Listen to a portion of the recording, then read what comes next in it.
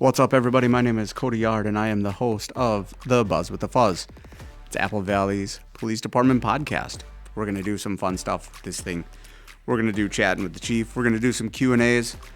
And we're going to do some longer format podcasts where we sit down with folks from specialty units and you guys get to learn about who they are and what they do.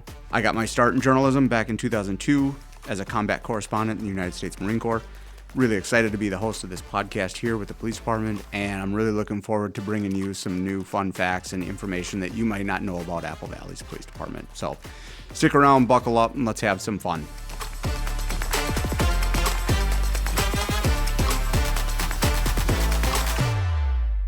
All right, everybody, thanks for coming back. This episode is going to be a little bit shorter because there's a timeliness component to this episode, and with me today I have got our deputy chief.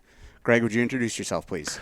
Yeah, my name's Greg Dahlstrom. I'm the deputy chief here in Apple Valley. I have the honor of leading the operations side of our department. So that's kind of the day-to-day calls for service, managing equipment and training and things like that. And then also being a champion for our wellness programs, trying to get the funding and sort of the administrative highway sort of paved for us to try to move some of those things forward. So it keeps me pretty busy.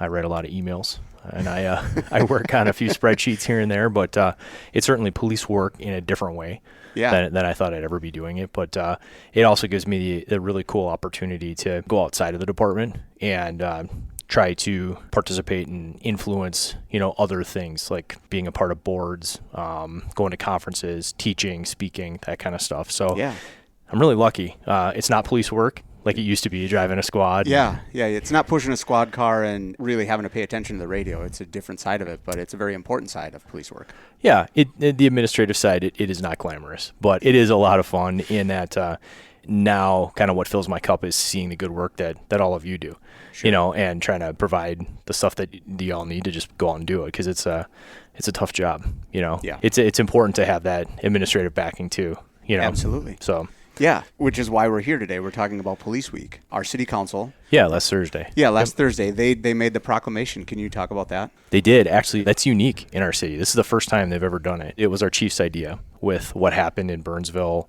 just in the last few months here, the tragedy, those officers and that firefighter paramedic being killed during a call. Our chief wanted to recognize or ask our city to formally recognize Police Week just because of how meaningful it is to all of us under general circumstances, right? But especially with what happened in Burnsville. He was really looking for the city to lean in on this week and recognize the things that our officers do day to day, without being injured or without being killed in the line of duty. So it was important for him to do that. And so we actually wrote a couple different drafts of that proclamation, and then ultimately we stole some language from John F. Kennedy that was written by him or his staff back in 1962. So we kind of blended some things here locally plus some things that he said just because it was so powerful.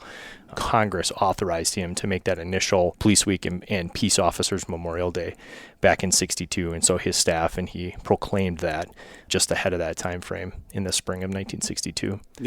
So we thought we'd bring it local, and here we are. Yeah, what a great way to do that, to blend the national message and then our local message as well. That's huge. And so this is the first time that's ever been done. First time, yep. It's a very cool event for the city, especially to recognize the service that we do day in and day out. So you are a part of LEMA, L-E-M-A? I am, it's the Law Enforcement Officers Memorial Association, or Law Enforcement Memorial Association, if you want to break it down to the acronym LEMA. And I recently was appointed to their board after working on a couple of the police funerals here in Minnesota over the last year.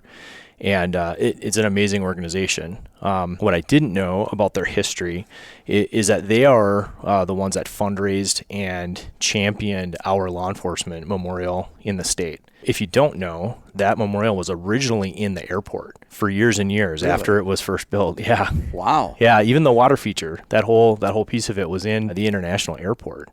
Really? Yeah. I did not know that. Yeah. Fun fact, right? Yeah. But and so they worked with the legislature and the folks that administrate the Capitol and kind of carved out a section of land where it currently sits up in St. Paul. Yep. And they were able to move that monument out to the Capitol grounds, and then they added to it. So they added the pillars that you see from the street as you're approaching the memorial. Mm-hmm. And then that water feature portion was the part that was actually inside the airport. So Now, it's not a huge area out there, but Lima was the champion for that. And then they've worked with the folks at Capitol Grounds in order to do some, I guess, refresh stuff. They fixed a bunch of bricks and made sure the water feature worked all the time and whatnot. So now it looks pretty good. Yeah.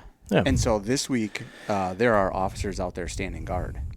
There are, starting Tuesday, tomorrow at 6 o'clock, 6 p.m., that starts the vigil, they call it. And so what they've done is asked officers from all over the region even, because there's some folks from Wisconsin that even come over and stand vigil, especially St. Croix County, that area on western Wisconsin. And so they come in and stand 20-minute shifts. It's a very quiet, somber occasion, and that occurs all night. And so from 6 until 6 p.m. Wednesday on actual Peace Officer Memorial Day, there will be an officer standing there. Another cool thing, the Lima Honor Guard goes out and trains with the Old Guard out in D.C. Really? They do. And they go out and they do a bunch of different training. And one of the things they do that they're very proud of is the inspection. Yeah. And so if you're aware of the Tomb of the Unknown Soldier and the Old Guard, they are constantly walking the line, the 21 steps. Yep. And then when there's the changing of the guard, the sergeant of the guard comes out and inspects the guardsmen before they start their walk. And so that happens at our memorial as well. So our Lima Honor Guard will actually walk the thin blue line from the water feature up to the pillars and back for a shift. Yeah. And then they will do a changing of the guard where the sergeant of the guard or a leader of the guard will come out and do an inspection. Very cool. And so they do the transition, and they do that for that entire 24-hour period too. It's a very small scale, in comparison to Washington D.C., but it's what we know how to do, and it's one of the big parts of Lima. Sort of their standing benchmarks every year. Yeah. And then the other side of their role is the really tough part of planning for law enforcement funerals. Yeah. And so they really come alongside the family and the agencies in order to pull off a funeral. And it's quite an experience I believe that. To see how that planning process works. Yeah. But I've seen a lot of really compassionate, very victim-centered people throughout my career. I mean, our department's a great example of that. Our folks really care. But this is to 1,000 times the level of the compassion that I've seen the members of Lima and the other folks that help plan those funerals. They start to walk that journey with the family and the surviving partners and agency in the community. So it's an interesting board to be a part of, in that there's those planned events, but then you never know when the pager goes off or the phone goes off, and it's like, hey, we just had an officer that died either off duty or they were retired or it was an on-duty death. Right. Yeah, it's a wonderful organization. It's definitely a good way to keep your cup full. For sure. Yeah.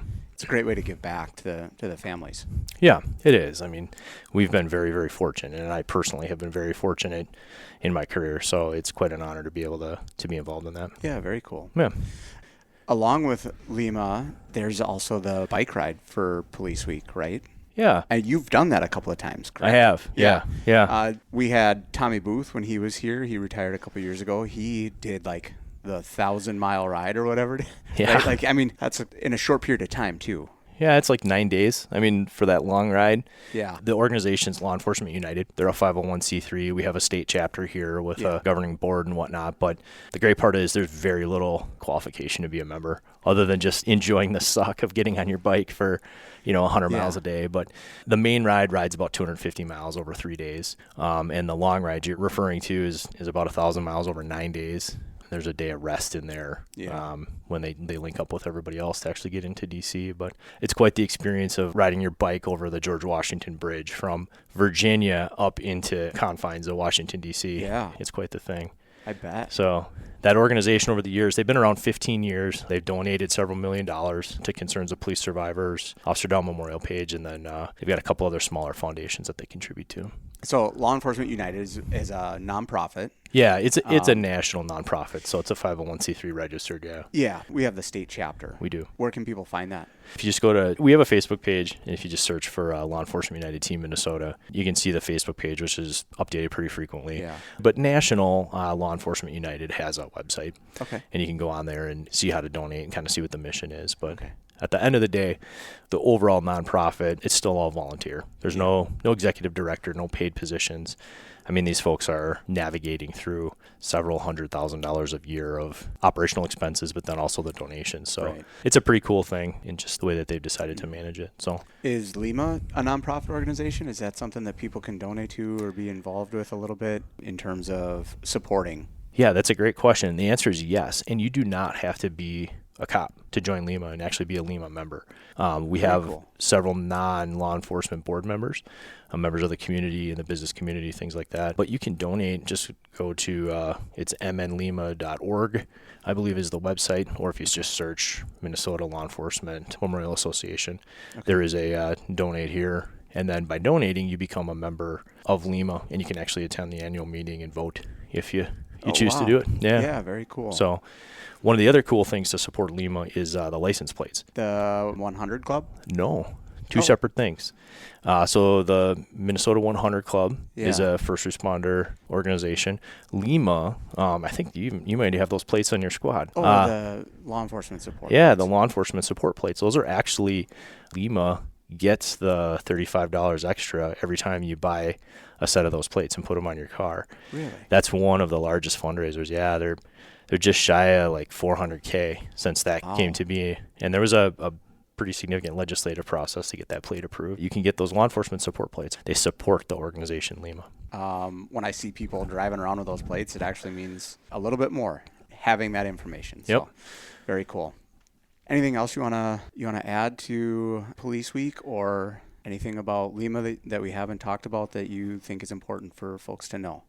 Well, two things. One, I'll start within the walls of our own department. Our department has some amazing folks that have volunteered hundreds and hundreds of hours doing stuff to support the community, but then really leaning in and supporting fallen officers and injured officers. I mean, their time, their money invested, and this is from our Apple Valley Cares program, where that's just an informal program where everybody puts money in the boot and we try to donate food or, just something to show that we care, all the way through being a member of a board or being a member of LEU.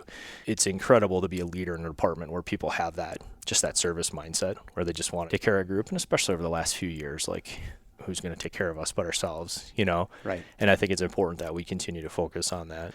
Over the years, people have donated tons of time, and last year, Officer Brian Plants and Colleen Strohmeyer were our representatives on LEU, and so they went out to DC and did that. So shout out to them. They did a great job and represented the department. And this year, unfortunately, just with schedules and stuff, we didn't have any representative, which is kind of a bummer, because we were on like an 11-year run there of always sending folks out there. But the second thing is just the thing to remember for this week is Peace Officers Memorial Day isn't about us. It's about, the men and women who gave their lives in the line of duty. And also, and probably more important, is remembering the sacrifice their families gave, and their departments, their brothers and sisters that they worked with. The guy that started the Dahlstrom Memorial page said it best. He said, when we lose an officer, it's the whole community that loses that person. Their family obviously lose a loved one, but their department loses a brother or sister. But then the community loses a protector, and it shouldn't be that way.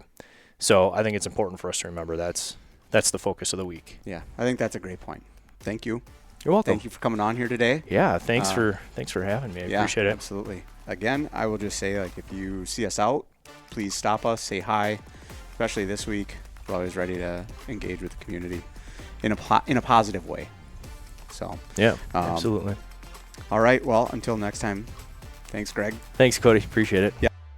Hey, folks, we want this to be engaging for you as well, so please drop a comment wherever you follow us on social media.